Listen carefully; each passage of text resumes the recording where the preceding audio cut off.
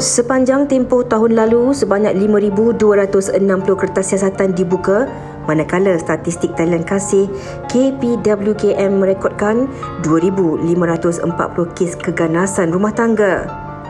Manakala faktor tekanan hidup dan desakan ekonomi akibat daripada pandemik COVID-19 telah mencetuskan peningkatan sebanyak 902 kes keganasan rumah tangga dalam tempoh Januari hingga April tahun ini. 4 Mei lalu, negara telah digemparkan dengan satu kes di mana seorang wanita bertarung nyawa selepas parah dibelasah suami.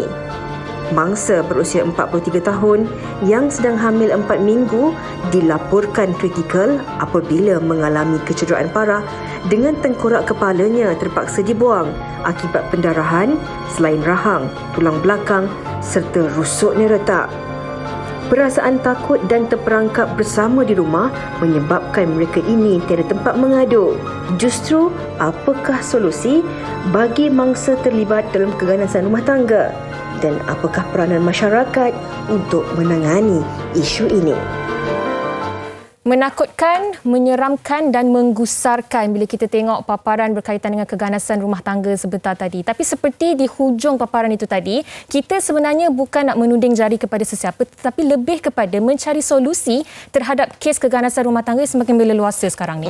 Okey, ini yang kita nak bawakan bersama dengan panelis-panelis kita yang telah pun berada dalam talian hari ini. Kita bawa dua orang individu yang cukup hebat dalam bidang masing-masing. Kita perkenalkan yang pertama, kita bersama dengan Profesor Dr. Nuraida Endut selaku pengarah Pusat Penyelidikan Wanita dan Gender Kanita University Sains Malaysia. Assalamualaikum, apa khabar? Waalaikumsalam, Fiza dan Yana. Bertemu kembali kita. Ya, Prof sihat ya, Prof? Alhamdulillah, Fiza dengan Yana harap sihat juga ya. Alhamdulillah. Dan kita juga bersama dengan Encik Muhammad Sharafi Muhammad Saleh yang merupakan seorang peguam syar'i. Assalamualaikum, Encik Sharafi. Waalaikumsalam warahmatullahi taala wabarakatuh.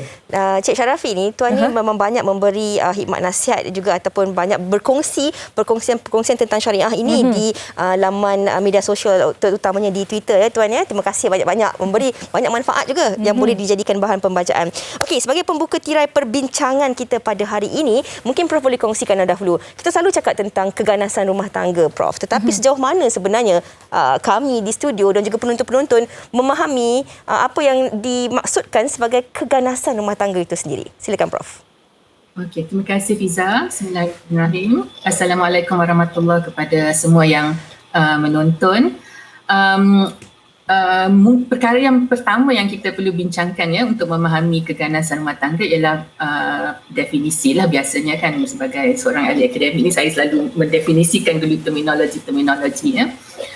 So perkataan keganasan rumah tangga itu sebenarnya merujuk kepada apa jua bentuk keganasan yang berlaku dalam ruang kehidupan keluarga itu secara umumnya. Tapi seringnya lebih sering keganasan rumah tangga ini merujuk kepada satu bentuk keganasan yang kita panggil keganasan berasaskan gender ya. Keganasan berasaskan gender ini maksudnya keganasan itu dilakukan oleh sebab gender seseorang ya. Biasanya dalam hal ini oleh sebab seorang itu wanita, atau keganasan itu dilakukan lebih banyak terhadap satu gender, terhadap wanita contohnya.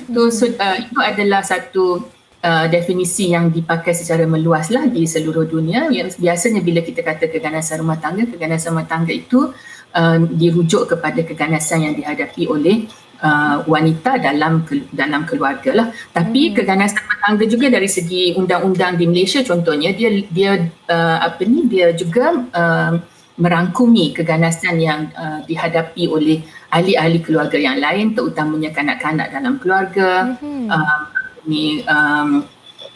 Kalau ada orang dewasa yang tetapi yang tidak upaya contohnya juga boleh dikatakan sebagai mengalami keganasan rumah tangga jika mereka diganasi oleh ahli-ahli yang lain ya. So kita memang ada definisi itu dalam Akta Keganasan Rumah Tangga 1994 di Malaysia. Dan Malaysia saya juga ingin kongsikan bahawa Malaysia adalah salah satu negara yang paling awal di rantau Asia Tenggara ini yang ada akta yang khusus tentang keganasan rumah tangga. Jadi memang sudah isu keganasan rumah tangga sudah cuba ditangani oleh kerajaan kita dari awal dan oleh masyarakat kita juga dari sudah beberapa puluh tahun lah ya.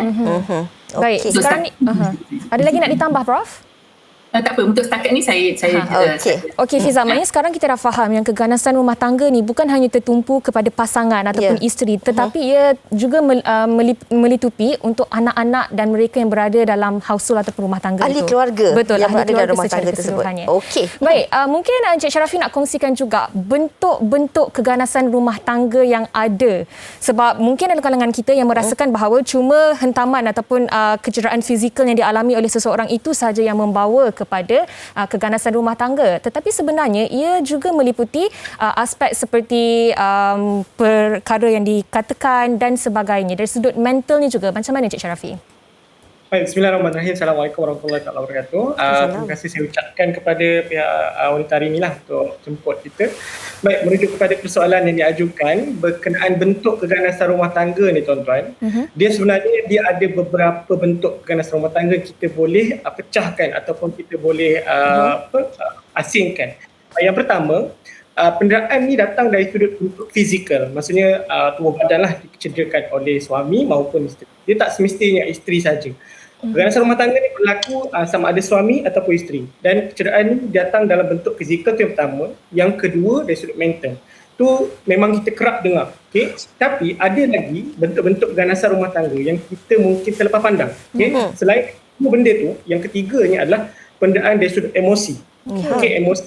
Yang keempat dari sudut seksual. Seksual ni maksudnya bila rumah tangga itu orang kata dibina dan dibina atas dasar nafsu semata-mata, maka dia akan muncul penderaan dari sudut seksual ni, dari sudut hubungan kelamin suami isteri. Itu yang keempat. Yang kelima ni, jarang-jarang orang kata perasan penderaan dari sudut spiritual. Dan apa yang saya sebut ni tadi, datangnya ataupun data ni kita ambil daripada Kementerian Kesihatan Malaysia. Maksudnya itu yang direkodkan bentuk-bentuk keganasan rumah tangga. Yang mana Fiza dengan Yana nak tahu, mangsa-mangsa keganasan rumah tangga ni, kalau boleh saya tambah sikit apa yang Prof kongsi sebentar tadi. Dia melibatkan yang pertama isteri, itu memang biasa, kaum yang lemah. Okay. Yang kedua suami pun terlibat juga sebagai mangsa keganasan rumah tangga. Ketiga, anak-anak pun terlibat. Okay. Anak-anak pun terlibat. Yang keempat ialah ahli ataupun mereka yang tinggal serumah dengan kata pemangsa dan juga mangsa itu sendiri. Itu antara sebab-sebab ataupun mangsa yang terlibat dan juga bentuk keganasan rumah tangga yang kita boleh kata pecahkan dalam kata sesi kita pada kali ini lah. Okey. Banyak sebenarnya Fiza. Ya, betul tu Yana. Banyak kita nak tanyakan sebenarnya kepada tuan sendiri dari sudut syariah dan undang-undangnya dan juga kepada Prof dari sudut pandang dan dari sisi gendernya. Tapi sebelum tu kami nak kongsikan juga kepada anda satu perkongsian ini yang sempat dirakamkan oleh rakan wartawan kami Syifa Nur. Silakan. Perkahwinan adalah bentuk penyatuan dua hati dan setiap pasangan pastinya mengimpikan perkahwinan yang sempurna. Namun tidak semua perkahwinan berakhir dengan kebahagiaan. Nur Aisyah Baharum, 27 tahun, reda apabila mahligai yang baru dibina akhirnya musnah. Sebelum kahwin, suami ibarat lelaki dambaan ramai wanita, perwatakan yang baik, ilmu agama yang tinggi dan kejayaan yang elok. Selepas beberapa bulan berkahwin, suami saya mula berubah. Makanan yang saya masak tidak lagi diusik. Solat jemaah pun tiada. Saya asyik dapat herdikan, makian dan cacian. Suami kerap tidak pulang ke rumah, alasannya tidur di rumah rakan karib.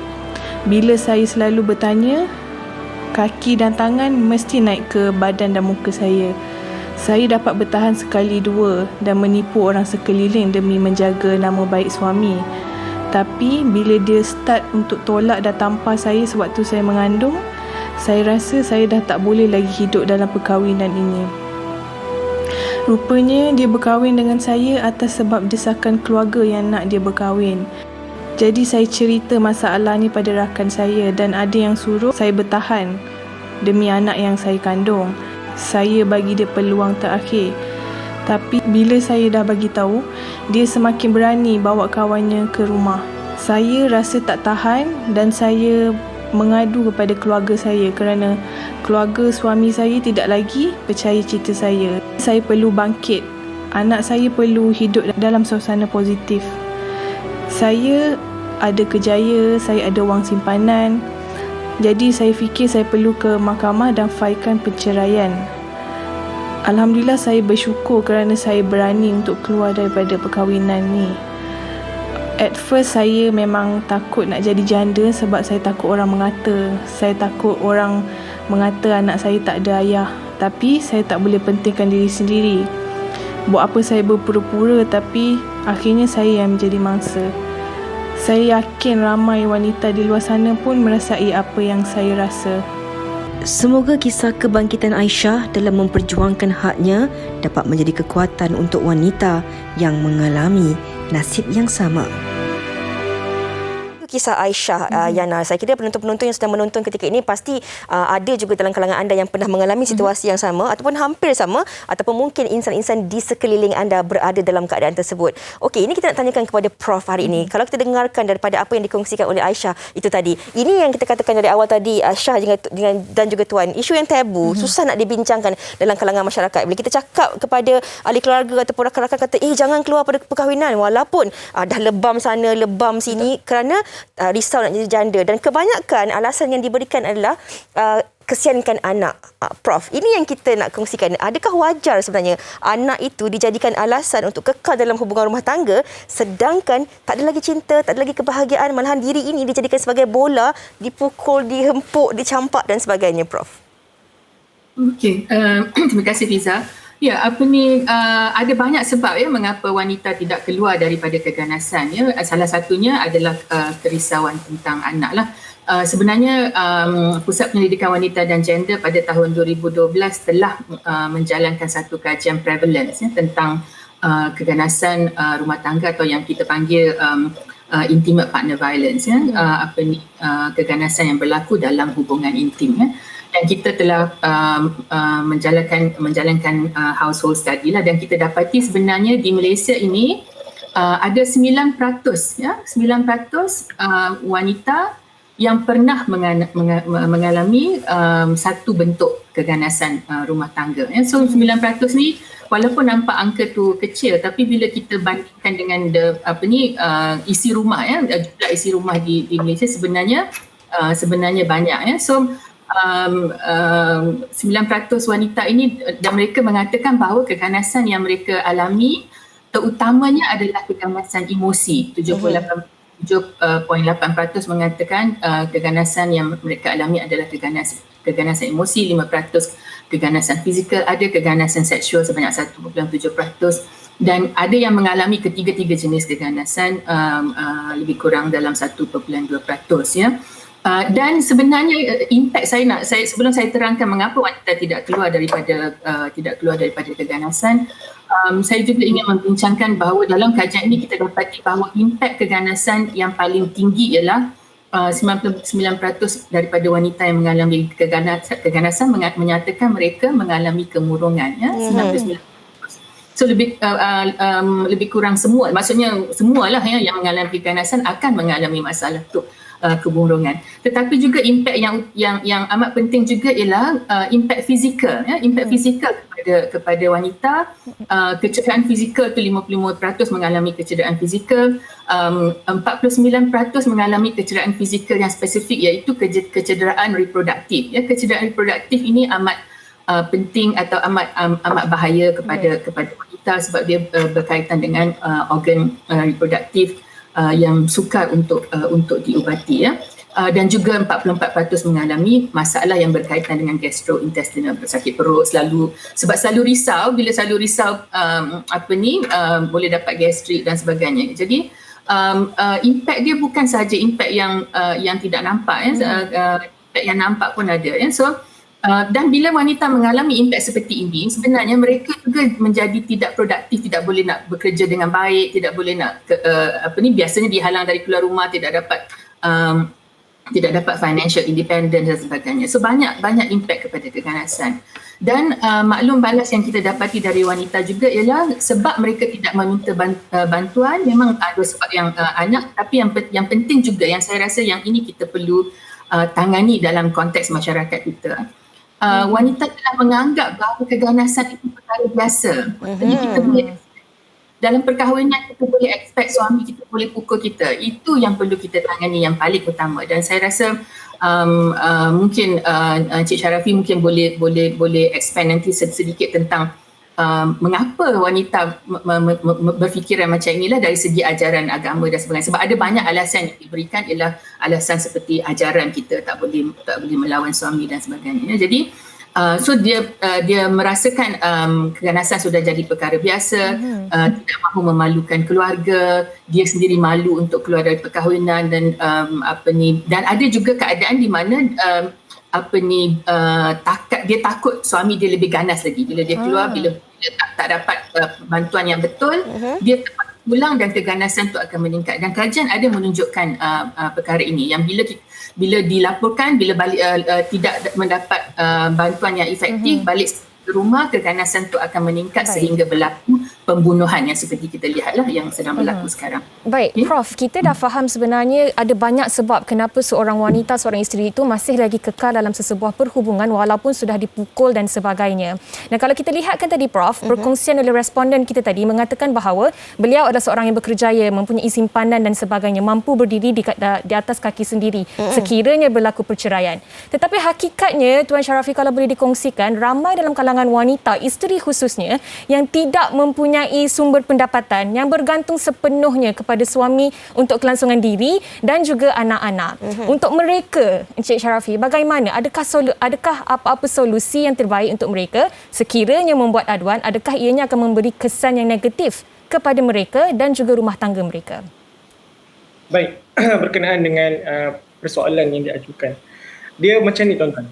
Bila berlaku domestic violence ataupun keganasan rumah tangga, perkara pertama yang perlu dilakukan oleh mangsa ialah selamatkan diri dulu. Itu yang pertama. Okay? Kita kena selamatkan diri. Apa-apa kita nak buat selepas itu, kita mesti selamatkan diri daripada keganasan yang sedang berlaku. Itu yang pertama. Yang kedua, andai katalah keganasan itu sehingga mengancam nyawa, macam yang dah cakap tadi lah, mengancam nyawa sampai tahap pembunuhan dan sebagainya, kita kena buat report polis. Okey, report polis ni, tuan-tuan, tak kisah nak buat di mana-mana, tapi seboleh-bolehnya dalam keadaan yang terdekat. Maksudnya kalau dalam tempoh 24 jam keganasan itu berlaku, terus pergi balai polis berhampiran dan buat report polis. Okey, right. Kemudian kalau katalah berlakunya kecederaan fizikal ataupun mental dan sebagainya, kita pergi ke hospital terdekat untuk dapatkan laporan. Dari sudut katalah bantuan, macam yang nak tanya apa bantuan yang boleh diberikan. Right. Kalau kita tengok kita punya senator Menteri Agama kita, dia dah pernah buat satu inisiatif untuk membantu mangsa-mangsa keganasan rumah tangga, yang mana pihak JAWI ataupun Jabatan Agama Islam Wilayah Persekutuan dengan kerjasama Kementerian Pembangunan Wanita, Keluarga dan Masyarakat, dia dah dia menjadikan masjid sebagai pusat transit untuk mangsa-mangsa keganasan rumah tangga. Sementara nak mendapatkan satu perintah untuk membubarkan perkahwinan ataupun menghalang daripada keganasan rumah tangga itu dari terus berlaku. Okey, bantuan selain daripada pusat transit tu, okey, katalah kita nak pihak-pihak nak bercerai, anak bersama dah, sebab bagi saya bila berlaku mudarat dalam diri, dalam perkahwinan, wajib untuk kita hilangkan sesuai dengan tapi kemudaratan itu hendaklah dihilangkan. Ini memang kaedah yang kita guna bila kita bawa kes berkaitan dengan domestic violence di mahkamah syariah. Okey, bila melibatkan bantuan, okey, kita ada banyak saluran. Okay, yang pertama, kalau kata berlaku keganasan rumah tangga selain daripada laporan ke balai polis, kita boleh jumpa dengan mana-mana peguam. Okay, peguam ni mungkin Yana dengan Fiza terfikir, peguam mesti kos, betul? Mahal. Mahal, itu perkara pertama. Jangan risau, kita orang memang dah sebati dengan benda tu. Tapi tak apa, kita nak terangkan supaya masyarakat tahu sebenarnya kalau katalah ketidakmampuan, kata mangsa tu mungkin keluar dalam keadaan sekali sepinggang, tak ada duit dan sebagainya, kita ada saluran yang kedua, iaitu boleh pergi ke yang pertama Majlis Agama. Majlis Agama dia Baitul Mal. Okay, Baitul Mal dia ada unit yang boleh membantu untuk menolong mereka yang kurang berkemampuan. Okay, itu yang pertama. Yang kedua, kalau kita perlukan bantuan dari sudut peguam, selain daripada peguam swasta, kita ada peguam kerajaan iaitu Jabatan Bantuan Guaman. Dulu dikenali Biro Bantuan Guaman. Ya. Okey, untuk Jabatan Bantuan Guaman ni, Yana dengan Fiza, dia tidak,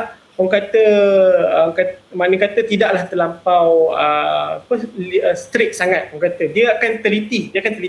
Kalau kata situasi tuan-tuan dan puan-puan melibatkan keganasan rumah tangga, takkan dia nak biarkan. Dan dia akan itu sebaik mungkin mereka yang kurang berkemampuan. Itu kita kena faham. Utamakan mereka-mereka yang tidak ada kemampuan dari sudut kewangan.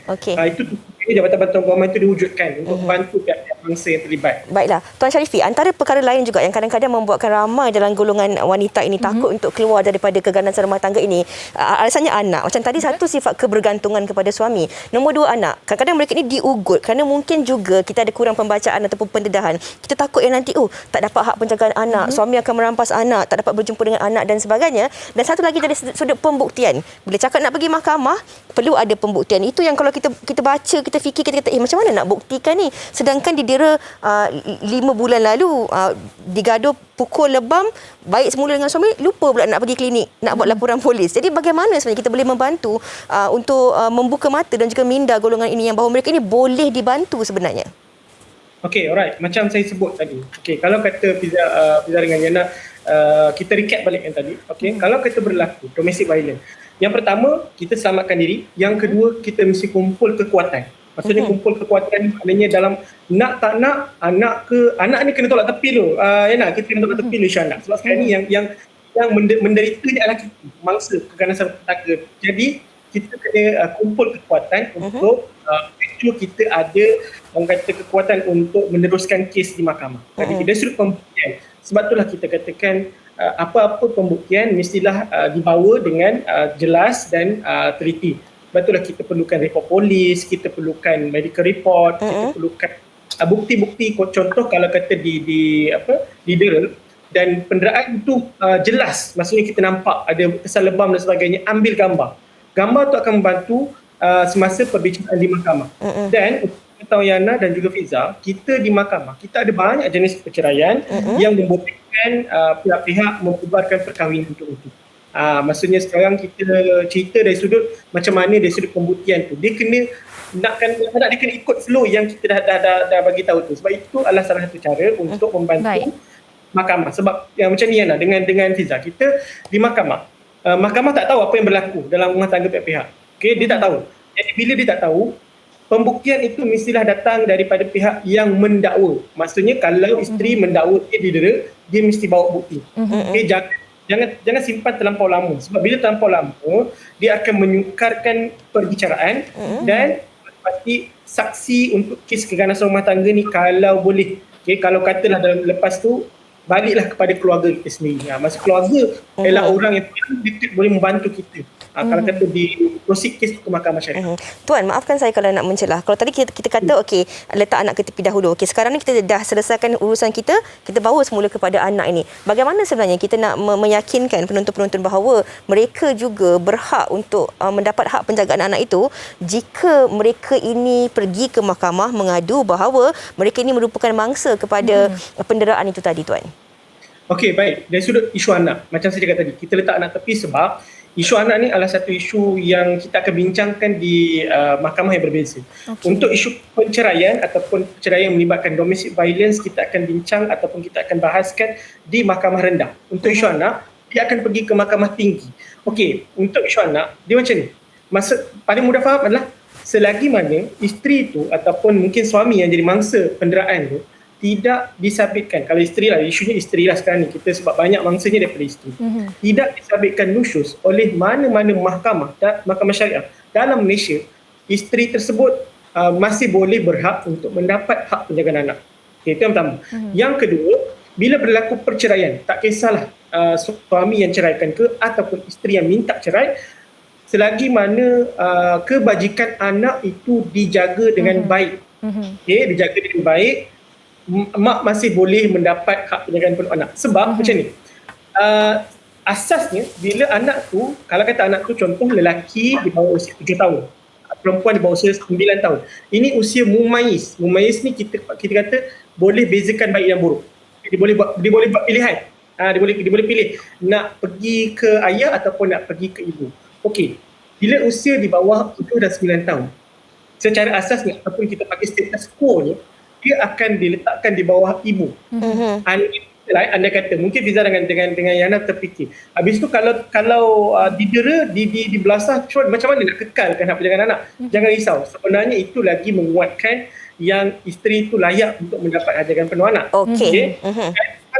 Kalau katalah hilang sekalipun penjagaan anak tu, orang kedua yang layak adalah ibu kepada maknanya nenek sebelah ibu. Okey. Baik. Alright. Dan itu kalau berkaitan dengan penjagaan anak, pastinya kebajikan anak itu yang paling dititik beratkan. Ya. Dan Prof. Doktor, kalau kita bercakap tentang kesan keganasan rumah tangga ini, bukan sahaja kepada mangsa yang dipukul, mangsa yang didera, tetapi kesannya juga boleh dilihat dalam kalangan kanak-kanak.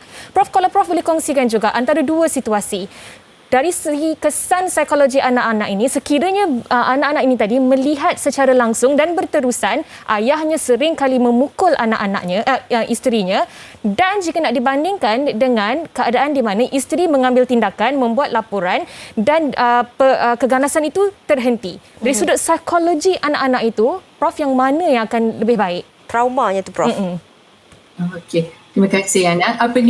Sebenarnya saya bukan seorang ahli psikologis lah, tapi saya juga ada banyak membaca tentang isu impact kepada kanak-kanak. Sebenarnya dia berada dalam keadaan yang berada dalam keadaan yang dua-dua lah. Maksudnya memang perceraian perceraian akan ada impact kepada kanak-kanak. Tetapi hidup dalam keganasan juga ada impact kepada kanak-kanak. So dan risiko hidup dalam keganasan adalah kita boleh lihat lebih banyak sebab ada risiko fizikal juga, ya. Maksudnya kalau dia ada ayah dan ibu sentiasa ayah sentiasa melakukan keganasan terhadap ibu, dan keganasan itu mungkin boleh terkena kepada dia bila ayah baling barang dan sebagainya. Ada risiko untuk keganasan fizikal juga berlaku kepada kanak-kanak. Dan pada masa yang sama, melihat keganasan itu juga ada risiko dia kepada kanak-kanak. Maksudnya apabila seorang kanak-kanak melihat keganasan dalam keluarga, dia mungkin menjadi satu keadaan normal kepada dia. Keganasan itu menjadi satu benda yang normal kepada dia.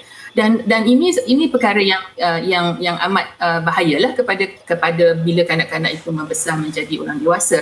Dan cara keganasan itu impact kepada kanak-kanak, dia tak ada yang konklusif lah. Tak ada, maksudnya bila dia lihat keganasan, dia mesti akan jadi ganas. Kalau dia lelaki, dia mesti akan jadi ganas seperti bapa dia. Tak ada kajian konklusif. Tapi adalah impact tu. Maksudnya kalau seseorang kanak-kanak tu melihat keadaan yang tidak adil dalam hubungan antara ibu dan bapa dia, dia mungkin bila dia berkahwin juga dia melihat sebagai role. Maksudnya suami mesti keras, isteri mesti ikut dan lembut dan sebagainya. Itu mungkin ada impact seperti itu. Dan pada masa yang sama, mungkin kalau seseorang kanak-kanak melihat keadaan itu juga, dia juga menjadi seorang mangsa, ya. Maksudnya dia pun akan jadi, bila dia berkahwin, dia rasa macam suami dia pukul dia, dan dia menerima dan menjadi mangsa. So itu ada risiko dia juga. Memang tapi yang lebih immediate dia ialah keselamatan fizikal kanak-kanak memang terancam bila berlaku keganasan dalam keluarga. Bukan saja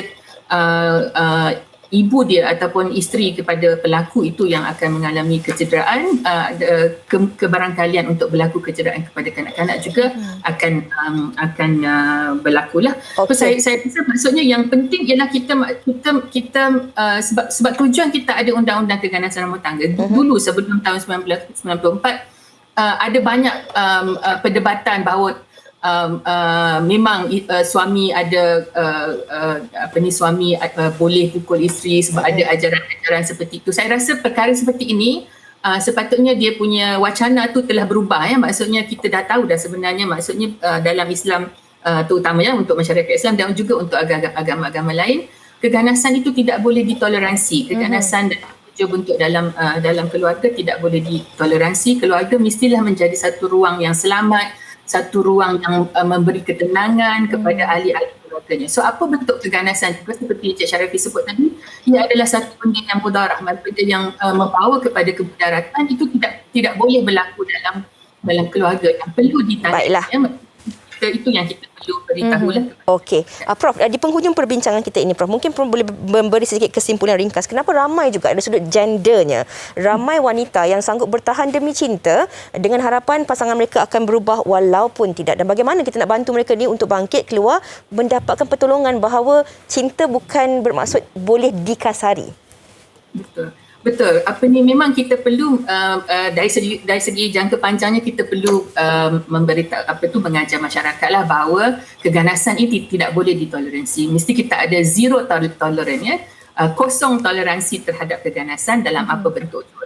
So itu kita kena ajarlah, maksudnya secara umumnya. Tetapi pada masa yang sama yang penting bagi wanita ini, sebab salah satu perkara daripada kajian kami yang menjadi trigger, yang menjadi dorongan kepada wanita untuk keluar dari keganasan ialah sokongan sosial yang baik, ya. Bila ada sahaja keluarga yang memberi sokongan kepada mereka untuk keluar dan tidak mengatakan duduklah dulu, sabarlah dulu dan sebagainya, bila ada sahaja mereka lebih berani untuk keluar. Itu adalah faktor yang kedua, ya, yang dalam balas yang mereka bagi. Yang pertama bila dia dah tahanlah keganasan. Yang kedua dia kata sokongan keluarga. Bila sahaja keluarga memberi sokongan, so kita sebagai ahli masyarakat perlu sentiasa peka lah kepada situasi keganasan. So saya rasa dalam keadaan yang berlaku dalam masa pandemik ni ada juga yang maklumat diberitahu oleh jiran dan sebagainya. So maksudnya keluarga, social support tu tak semestinya ahli keluarga saja. Kadang-kadang ahli keluarga Community juga, ada community, jiran terutama dalam keadaan pandemik ini penting untuk memberi perhatian lah jika berlaku macam tak apa, kalau kita silap kita dengar ada bising-bising gaduh-gaduh, kita tolong. Tapi kalau kita silap tak apa. Sebenarnya bukan bergaduh sebab sebenarnya tengok drama dan sebagainya. Tapi kita perlu ada kita contact lah, maksudnya ada masalah ke, kalau ada masalah. Baik. Macam mana. Okey, konklusi yang terbaik oleh Prof dan mungkin sedikit nak ditambah oleh Tuan Sharafi, silakan. Baik, sebagai konklusi ni, maknanya kita nak menutup kita punya diskusi kita. Sebagai kita kena mainkan peranan sebagai komuniti yang baik. Kata seperti mana kata Prof tadi lah. Selain daripada ahli keluarga, jiran pun memainkan peranan. Andai katalah terdengar ataupun mungkin jiran terperasan bunyinya lain macam di rumah tu, ambillah tahu apa yang berlaku pada jiran itu. Dalam PKP ini, Fiza dengan semua orang terkesan. Okay, semua terkesan. Bukan sekadar terkesan dari sudut pekerjaan, emosi dan mental juga memberi tekanan. Orang kata, ya, cuma cara kita untuk mengendalikan ketekanan tersebut. So kalau berlaku, orang kata domestic violence, kalau kata pihak-pihak mangsa tu tak boleh nak buat, kalau kata nak report dan sebagainya, kita sebagai jiran ataupun orang terdekat boleh membantu. Membantu yang pertama, kita boleh tolong bawa pergi ke Balai Polis Berhampiran untuk buat pengaduan. Itu yang pertama. Yang kedua, kita ada talian kasih yang diwujudkan. Mana talian kasih untuk mereka-mereka yang mengalami gangguan rumah tangga. Selain kita ada teledera. Teledera ni maknanya sekarang ni semua orang ada telefon. Jadi kita manfaatkan telefon kita tu dengan sebaiknya. Dan yang terakhir, kalau kata worst come worst, pergilah ke hospital yang berhampiran untuk buat check up. Okay? Jangan kita kekal dalam rumah tangga yang toksik hanya disebabkan nak bertahan disebabkan isu anak. Jangan. Sebab anak membesar dan memerlukan kasih sayang daripada seorang ibu dan bapa yang baik ataupun yang kata berakhlak mulia lah. So kita kena mainkan peranan. Kalau kata berlaku keganasan rumah tangga, jangan tunggu, jangan stay sebagai contoh. Fikirkan masa depan, pastikan dapat sokongan kepada orang terdekat dan berhampiran dengan kita supaya sama-sama kita dapat membantras keganasan rumah tangga ni dari masa ke masa, insya-Allah. Baiklah, terima kasih banyak-banyak. Saya kira itu satu kesimpulan penutup yang menjadi pelengkap kepada apa yang telah pun dikongsikan oleh Prof Norida sebentar tadi. Terima kasih banyak-banyak kita ucapkan kepada Tuan Muhammad Sharafi Muhammad Saleh selaku Peguam Syar'i dan juga Profesor Dr. Norida Endut yang sudi bersama dengan kita berkongsi banyak sebenarnya tips dan juga pengisian berguna yang dapat kita guna pakai dalam kehidupan seharian kita. Terima kasih sekali lagi kepada tetamu kita dan yang paling penting, say no to domestic violence, zero tolerance.